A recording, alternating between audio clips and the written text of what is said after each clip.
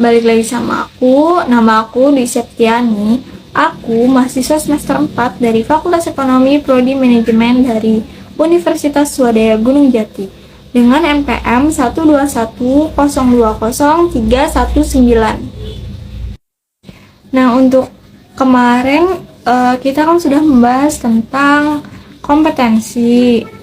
Nah, kali ini kita akan membahas tentang improve kompetensi atau memperbaiki kompetensi.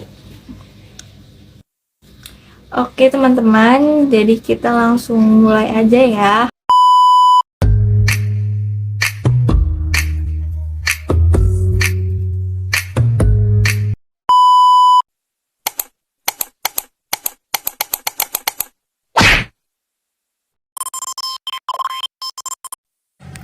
Memperbaiki kompetensi atau improve kompetensi. Menurut Margaret Dale tahun 2003, kompetensi merupakan menggambarkan dasar pengetahuan, dan menurut Michael Armstrong tahun 1994, kompetensi yaitu apa yang orang bawa pada suatu pekerjaan dalam bentuk, tipe, dan tingkat perilaku yang berbeda. Menurut Lil Spencer dan C. Spencer tahun 1993, kompetensi merupakan karakteristik dasar perilaku individu yang berhubungan dengan kriteria acuan efektif dan atau kinerja unggul dalam pekerjaan, di dalam pekerjaan atau situasi. Nah, menurut NCVQ dalam Margaret Dale tahun 2003, kompetensi yaitu kemampuan untuk menjalankan aktivitas dalam pekerjaan. Dan menurut Training Agency tahun 1988, kompetensi yaitu kemampuan untuk menjalankan aktivitas dalam pekerjaan atau fungsi situasi dengan standar kerja yang diharapkan. Lalu menurut SK Kepala BKN tahun 2003, kompetensi merupakan kemampuan dan karakteristik yang dimiliki seorang pegawai negeri sipil yang berupa pengetahuan yang diperlukan dalam tugas jabatannya sehingga PNS tersebut dapat melakukan tugasnya secara profesional, efektif, dan efisien. Lalu ada komponen kompetensi. Yang pertama itu ada motivis. Motif menggerakkan, mengarahkan, dan menyeleksi perilaku terhadap tujuan atau kegiatan tertentu.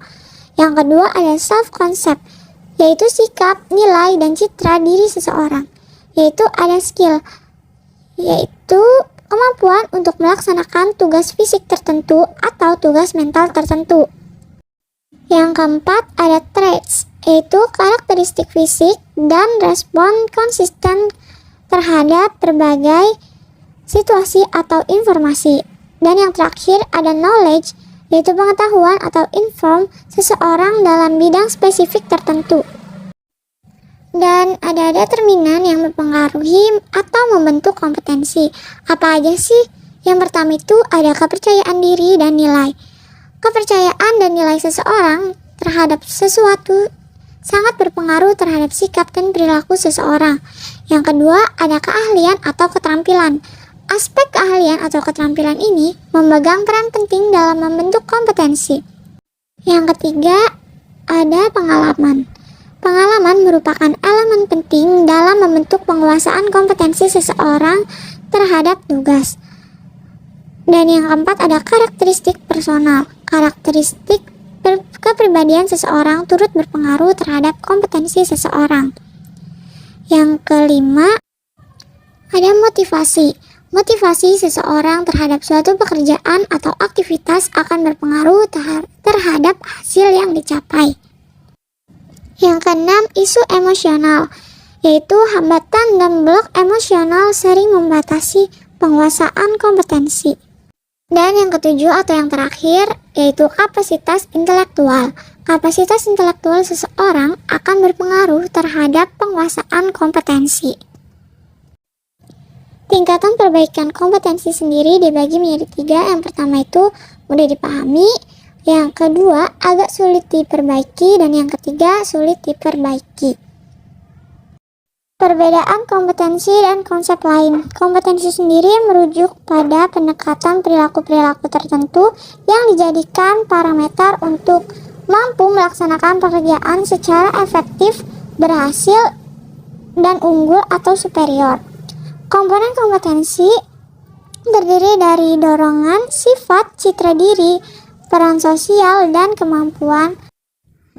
Pemahaman kompetensi. Dalam hal pemahaman kompetensi perlu dijelaskan pengertian tentang pengetahuan, keterampilan, kemampuan, dan bakat untuk mengetahui sejauh mana perbedaan atau kesamaan dari konsep tersebut.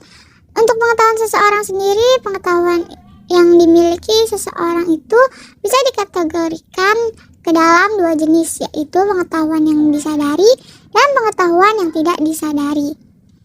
Untuk keterampilan perilaku yang terkait tugas bisa dikuasai melalui latihan dan bantuan orang lain. Metode penilaian kompetensi alternatif untuk desain kompetensi itu ada 3. Yang pertama, desain studi terbaik atau klasik dengan menggunakan sampel. Yang kedua, desain studi pendek dengan panel ahli. Yang ketiga, studi terhadap pemegang jabatan dan pekerjaan di masa depan.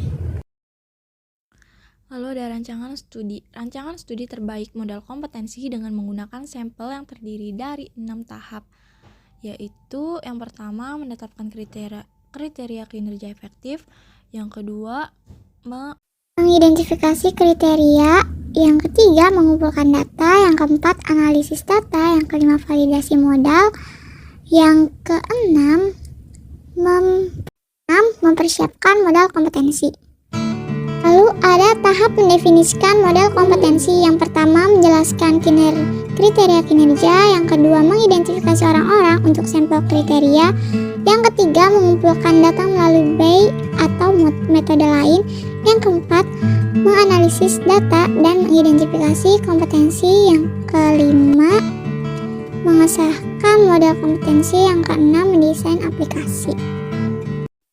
Dimensi kompetensi sendiri, beberapa ahli ini telah membagi kompetensi dalam klaster atau gugus dan dimensi seperti yang disampaikan oleh Bayazis dalam Williams 2002, lalu ada dari Dulwich dalam Armstrong tahun 1995, lalu yang ketiga ada dari Schroeder dalam Williams tahun 2002.